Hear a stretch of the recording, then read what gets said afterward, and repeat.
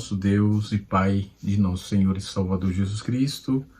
Nós estamos aqui de novo no canal Rascunho da EBD, que tem por premissa e incumbência de ajudar nos comentários da nossa Escola Bíblica Dominical das lições da CPAD, Casa Publicadora das Assembleias de Deus, e estaremos nesta oportunidade comentando a lição de número 6, meia dúzia, da classe dos nossos jovens, onde estaremos estudando um assunto muito interessante. Nós estamos estudando o assunto geral dessa revista, é muito interessante.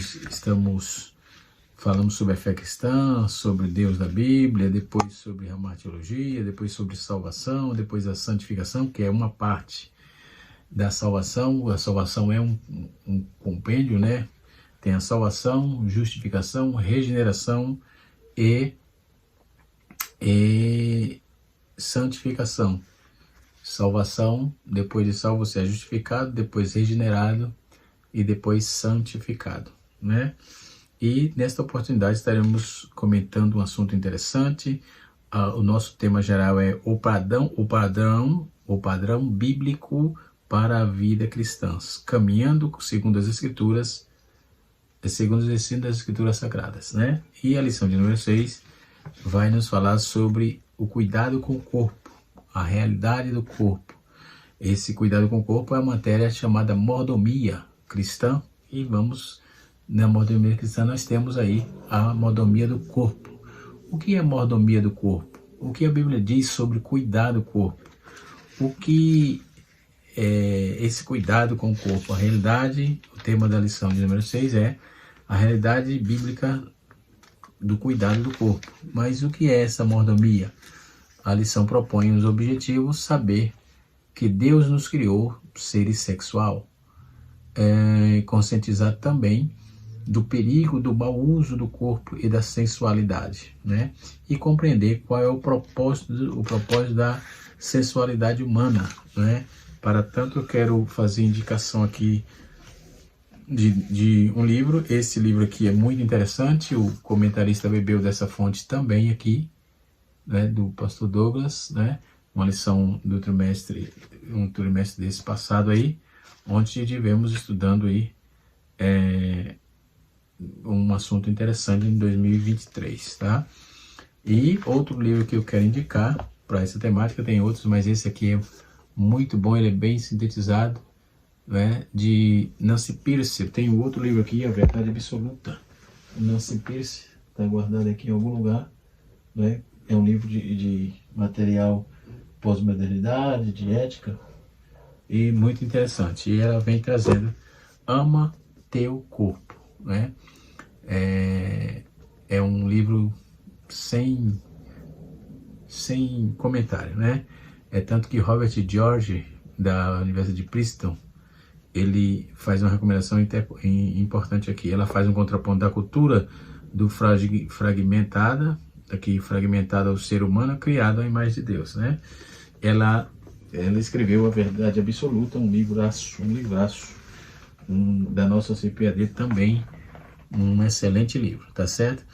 Esta Nancy Pearcey, esse livro também bebeu dessa mesma fonte aqui, tá certo? Então, para essa lição desse domingo, lição de número 6, onde estaremos estudando no dia 12 de maio, aliás. Então, eu recomendo esse livro, muito interessante, esse livro, E também, se você tiver na sua casa, você pode dar uma olhada nessa enciclopédia. Ela é bem completa sobre o assunto e explica muito bem, tá certo? Então, nós vamos para a nossa lição propriamente dita. Tá aqui a nossa revista, tá bom? Muito bem, vamos para frente. Então, jovens, fiquem atentos. Se você está passando aqui pela primeira vez e ainda não é inscrito no nosso canal, se inscreva, ative o sininho para receber as notificações. Toda semana nós gravamos 2 vídeos aqui, um da classe dos adultos, outro da classe dos jovens, ajudando aí nos comentários da revista das lições da CPAD, Casa Publicadora das Assembleias de Deus. Eu falo aqui de São Paulo, precisamente da cidade de Guarulhos, aqui na Grande São Paulo, onde está instalado o aeroporto internacional, tá certo? E congrego na Assembleia de Deus, Ministério do Belém, né? Congrego com o pastor presidente da CGDB, nosso pastor aqui do setor, pastor José Wellington Costa Júnior, e vice-presidente da Confradesp, Convenção Fraternal de Ministros do Estado de São Paulo, cujo presidente é o nosso decano, pastor José Wellington Bezerra da Costa, tá? E o pastor José Wellington Júnior é o vice da Convenção Estadual e presidente da Convenção Geral. Deus abençoe a todos, no nome de Jesus. Vamos para a nossa lição propriamente dita. A realidade do corpo, né? Esse texto, o texto em apreço, está em 1 Coríntios, capítulo de número 6, no seu verso de número 12 a 16. Vamos ler, fazer a leitura até o verso 20. Deixa eu pegar a Bíblia aqui, porque só está até o verso 16. Vamos até o verso 20. 1 Coríntios, capítulo de número 6, né? Até o verso 20, só para os jovens entenderem. O jovem, você que está assistindo a aula e gosta, né? E, enfim, isso aqui é para quem tem chamada, para quem gosta, para quem, né? E assim sucessivamente. Você pode aprender. Se você quiser, pode perguntar, pode fazer os seus comentários, né? Eu responderei na medida do possível, né? Aliás, sempre quando me perguntam, eu sempre respondo, tá?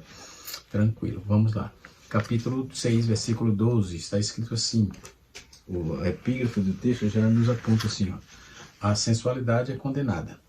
Todas as coisas me são lícitas, mas nem todas as coisas me convêm. Todas as coisas me são lícitas, mas eu não me deixarei dominar por nenhuma delas. Os alimentos são para o corpo, para o estômago, e o estômago para os alimentos. Mas Deus destruirá tanto este como aquele. Porém, o corpo não é para a impureza, mas para o Senhor. E o Senhor para o corpo, né? Assim Deus ressuscitou o Senhor, também nos ressuscitará a nós pelo seu poder. Mas não sabeis, ou seja, que o vosso corpo é membro de Cristo? Eu, porventura, tornarei membro de Cristo e o farei membro de meretriz? Absolutamente não. E não vos sabeis que o homem que se une à prostituta forma um só corpo, né, com ela? Porque se diz, serão dois uma só carne. Mas aquele que se unir ao Senhor é um espírito com ele. Fuge da impureza, qualquer outro pecado que uma pessoa cometa fora do corpo, mas aquele que pratica a imoralidade peca contra o próprio corpo. Acaso não sabeis que o vosso corpo é santuário do Espírito Santo, que está em vós, o qual tendes parte de Deus, e que não sois de vós mesmos? Versículo 20. Foste comprados por preço. Agora, pois, glorificai a Deus no vosso corpo. Então, o texto já está respondendo, não é, toda a questão. O salmista, nos Salmos de número 134, ele faz uma abordagem interessante, não é? Salmos 134, deixa eu abrir aqui, ele faz uma abordagem exaltando a Deus por ser o Criador do corpo, né? Então ele faz exalta o Senhor por isso, né? Vejamos o que diz o salmista. Salmo 134 melhor. Salmo 134. O salmista diz assim, certo?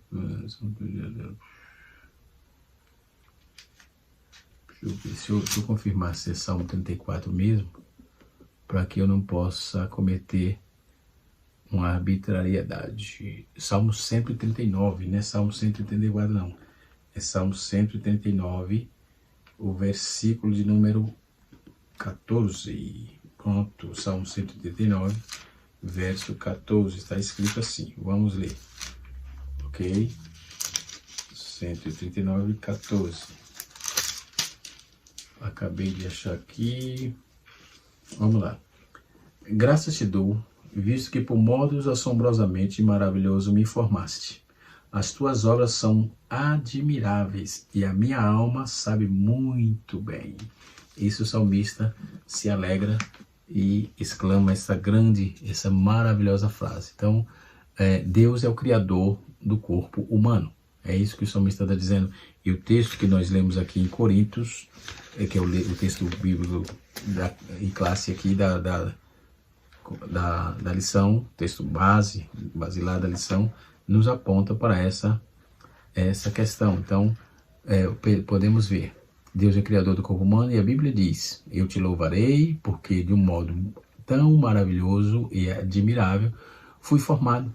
Maravilhosas são as tuas obras, a minha alma sabe muito bem. Então, se a minha alma, nossa alma sabe muito bem, nós temos que render graças e glórias e honras a esse Deus maravilhoso. Glória a Deus, a esse Deus maravilhoso. Então, Paulo trabalhou muito bem essa questão, no capítulo 6, quando ele falava das demandas interpessoais, né? E ele começou a propor para os irmãos todas essas questões. E depois, a partir do versículo 12, né, Paulo já começa a trabalhar de forma mais contundente sobre essa questão da sexualidade, essas paixões interpessoais, né? Paulo, ele passa do processo legal para o relaxamento sexual, então, e das contendas interpessoais, como as paixões impessoais, né? Tem um comentarista chamado Mark Burbeck. Ele escreveu um livro chamado assim, Avivamento Satânico. Ele diz que estamos vivendo a revitalização da velha decadência e moralidade do mundo antigo. Na década de 60 houve uma guinada vertiginosa no campo da pureza moral no mundo. Ouvimos falar dos Beatles, lá de Liverpool, tivemos grande influência nessa revolução. Talvez nenhum grupo humano tenha tanta influência, tanto o pensamento da juventude ocidental como esses 4 jovens, ou os jovens de Liverpool, né, que eram os Beatles, né, chamado. Então começa com ele uma estreia de relação entre rock, sexo, misticismo, droga, o movimento hippie, que se incumbiu aí de divulgar e espalhar essa revolução para o mundo inteiro, né?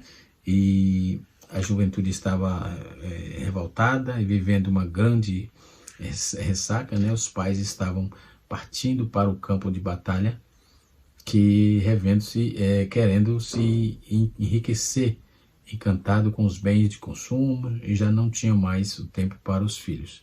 Hoje não mudou, isso influenciou bastante. Então, quando vamos poder aprender algumas lições à luz desse texto proposto para a lição. Então, nós temos que ver as duas premissas, né, que sustentavam a permissividade de Corinto. A primeira premissa era que todas as coisas me são lícitas, ou seja, a cidade de Corinto defendia que seria uma liberdade total e irrestrita e incondicional. Eles estavam transformando a liberdade em libertinagem. Então, Paulo então coloca uma adversativa aqui.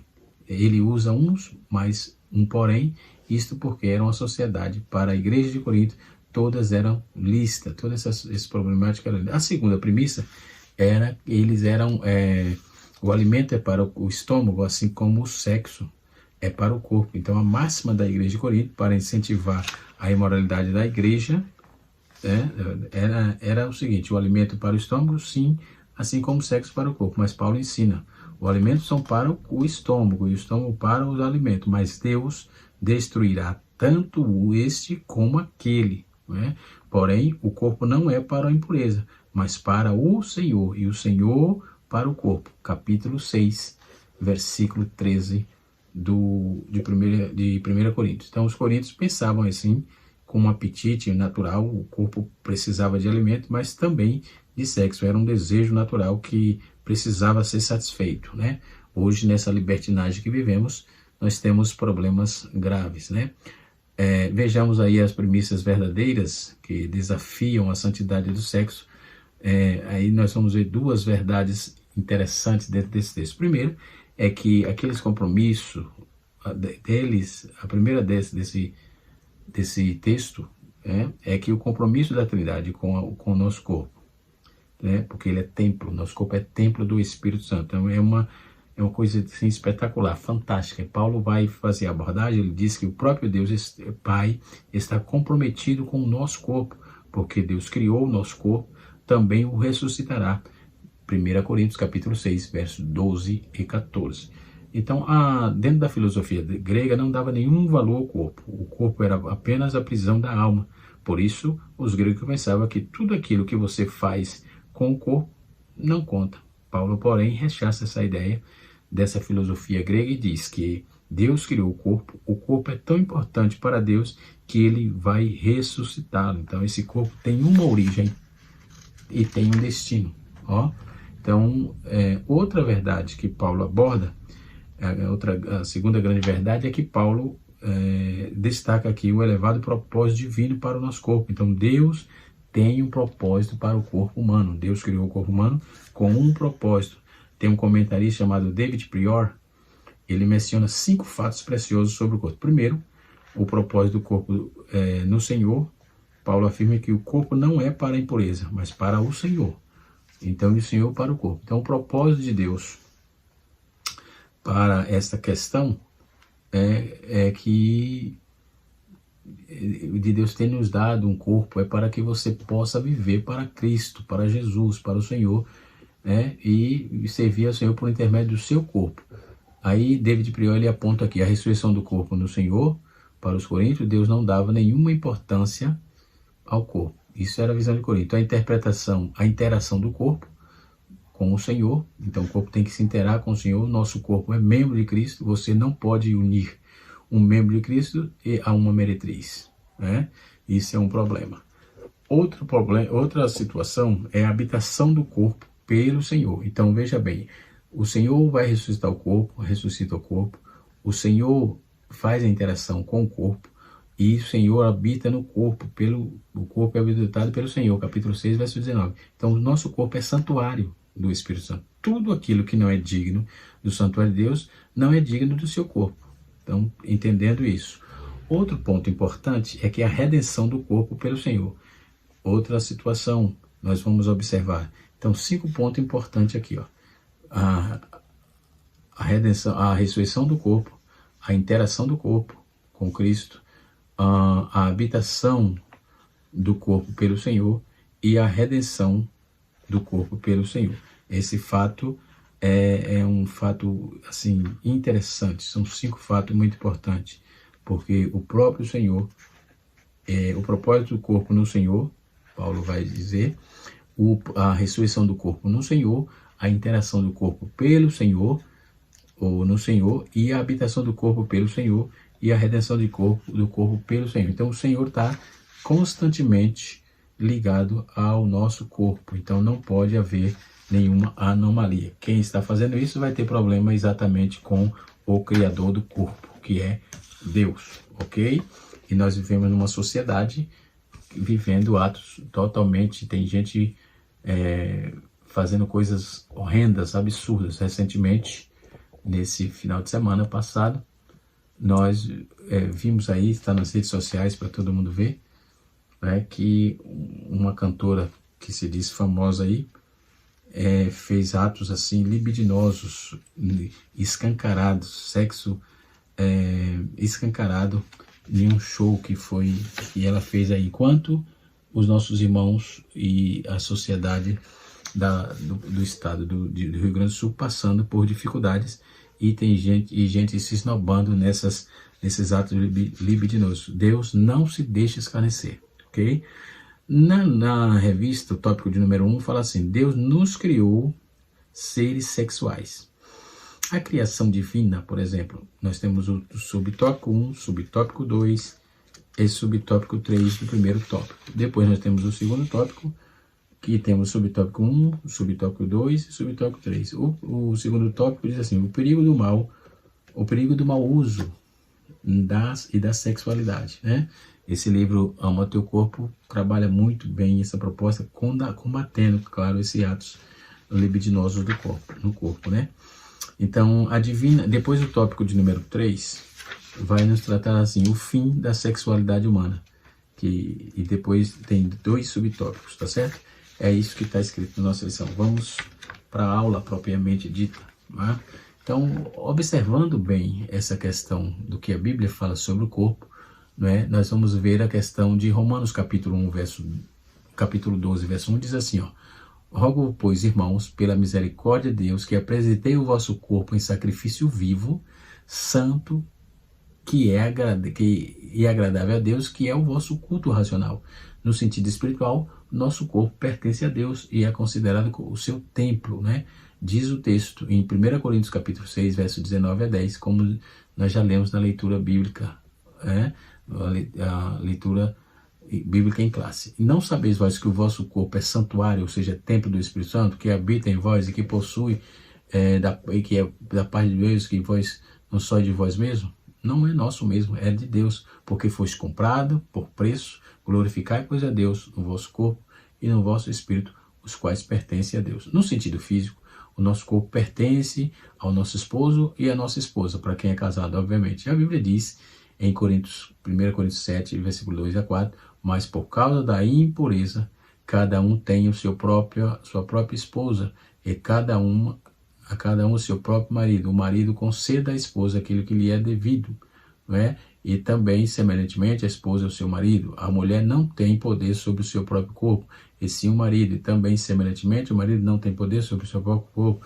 mas sim a mulher. Então a Bíblia nos adverte, dentro de um sentido, de não deixarmos o pecado reinar no nosso corpo, nos nossos impulsos, nos nossos desejos, está sob o controle da razão e do espírito. Não reine, portanto, o pecado no vosso corpo mortal, de maneira que obedeçais às suas paixões. Romanos capítulo 6, verso de número 12. Né? E voltando aqui para a nossa questão da mordomia do corpo, que é um assunto interessantíssimo, né? Dentro dessa proposta, vamos ver o que diz o texto, ou o que diz os comentários, né? A criação divina. O cristianismo ensina que pela palavra de Deus, que eterno Criador criou, que o eterno Deus criou homem e mulher, duas pessoas distintas física, psicológica e sexualmente.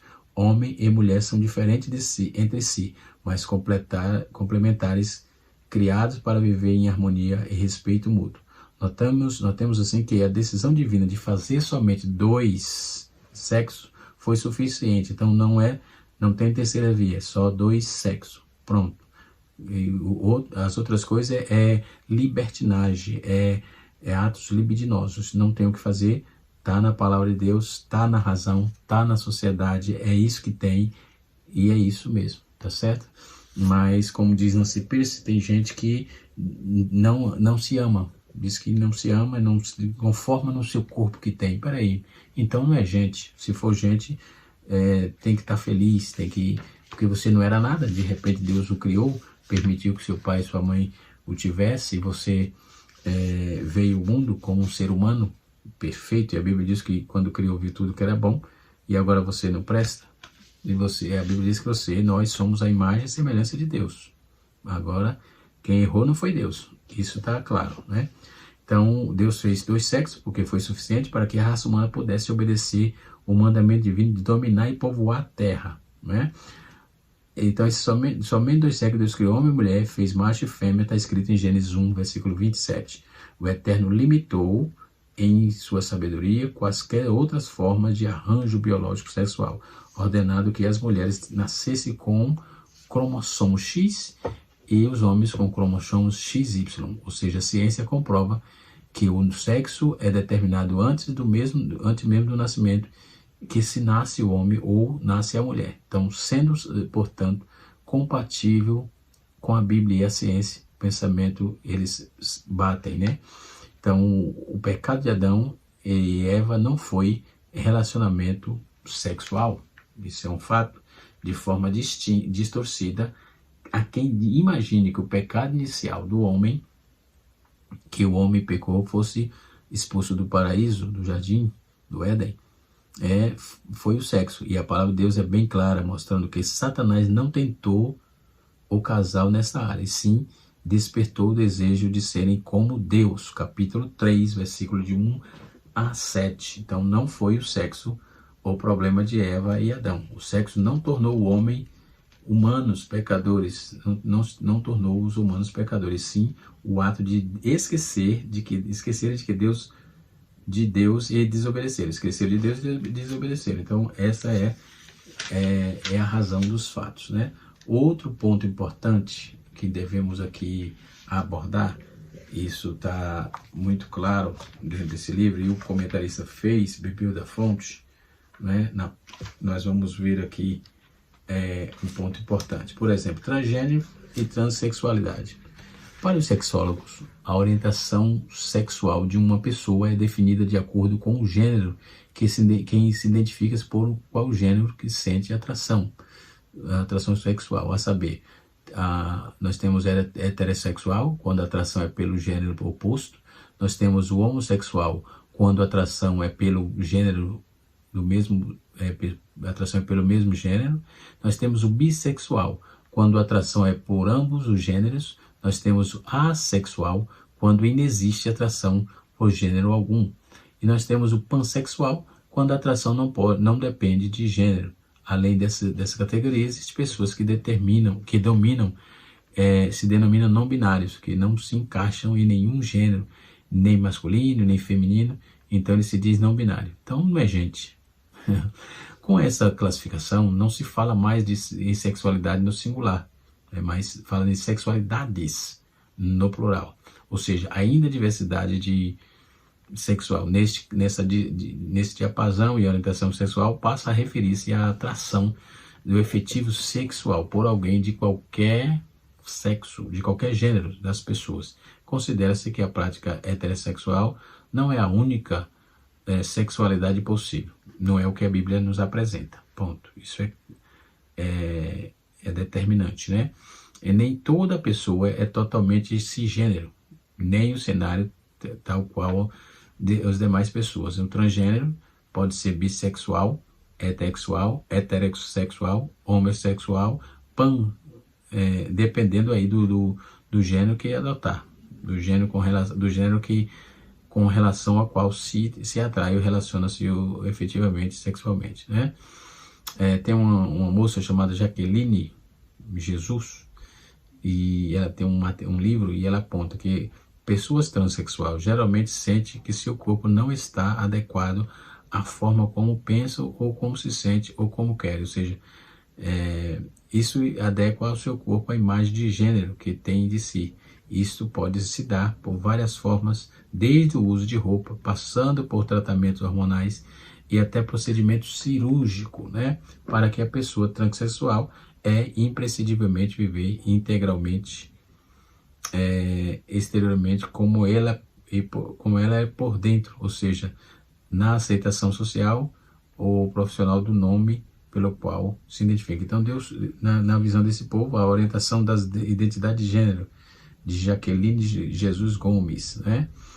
Ela escreveu um livro chamado A Orientação sobre Identidade de Gênero, né? É um problema porque não é o que está escrito dentro da sacrossanta palavra de Deus. A visão bíblica do corpo, não é o que está no capítulo de número 6, versículo 13.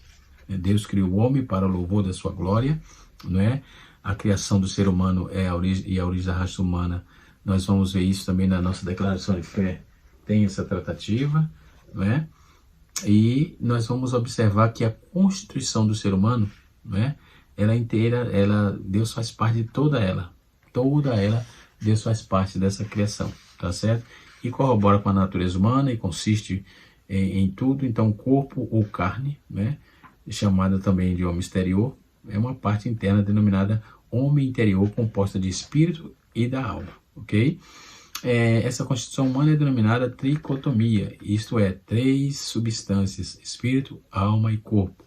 O comentarista, ele tenta apresentar Hebreus capítulo 4, verso 12, né, para afirmar, certo?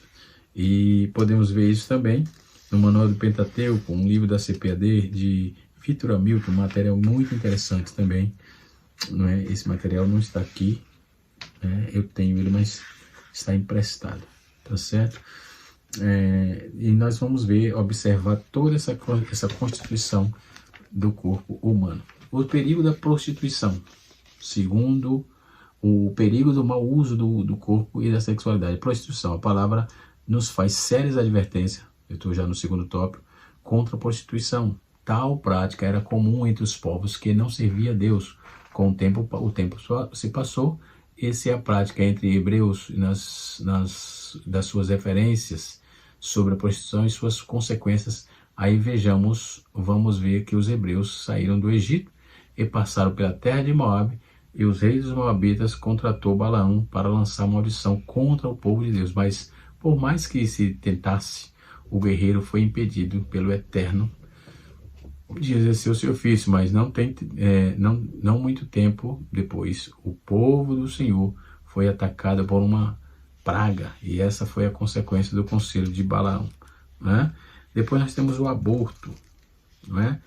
O aborto é interrupção de vida. Nós temos aqui esse material muito interessante, também da CPAD, Casa Publicadora da Assembleia de Deus, interessantíssimo, né? Nós temos também esse material que vai tratar desse assunto, também da CPAD, muito interessante. E também temos esse material aqui, que é um dos best-sellers, né?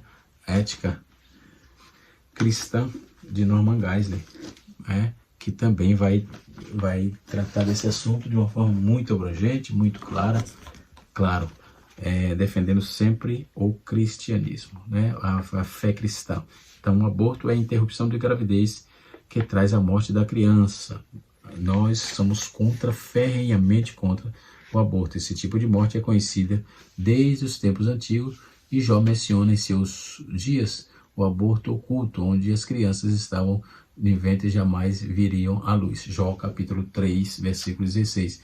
Nossos dias é possível ver quanto o pecado tem destruído o pensamento a respeito da vida humana, pois há pessoas que lutam pelo seu direito de preservação dos animais, né? O que é lícito, ao mesmo tempo colocam seus nomes nas listas de apoio ao aborto. Aí eu tenho dificuldade. Apoiar o animal, beleza, e o ser humano não? Então tem alguma coisa errada, está errado, literalmente. Então essas pessoas defendem o direito de uma mãe ser assassinada pelo seu próprio filho. Somente a graça de Deus pode socorrer uma mulher que se vale do aborto para ocultar uma relação sexual. Deus não terá misericórdia. Se você não se arrepende, não tem o que fazer, né? Segundo a mordomia cristã, frequentemente a mordomia do corpo acaba sendo ponto negligenciado. As pessoas enfatizam a mordomia dos dons, do talento, do conhecimento, principalmente dos bens, mas se esquece de que diante de Deus também temos o dever de cuidar dos nossos corpos, né? E aí os redimidos também servem a Deus quando cuidam adequadamente dos seus corpos. Abaixo podemos citar 3 motivos principais pelos quais a mordomia do corpo é uma disciplina tão importante. Primeiro, o corpo.